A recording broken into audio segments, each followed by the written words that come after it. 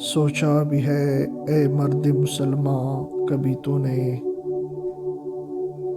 کیا چیز ہے فولاد کی شمشیر جگردار؟ اس بیت کا یہ مصرع اول ہے کہ جس میں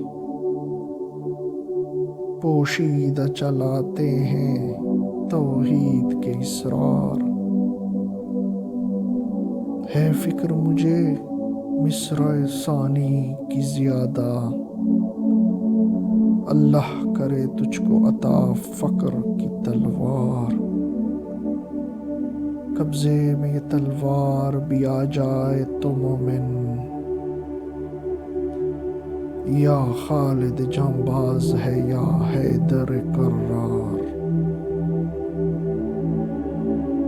جب 1935 میں حکومت پنجاب نے تلوار کو لائسنس سے مستثنی قرار دیا تو ڈاکٹر علامہ محمد اقبال نے مسلمانوں کو اس سلسلہ میں ایک نکتہ سمجھایا تھا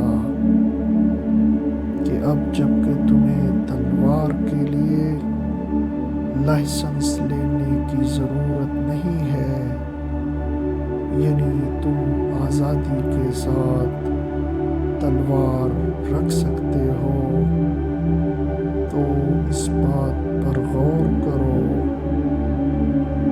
کہ فولاد کی تیز تلوار کیا چیز ہے۔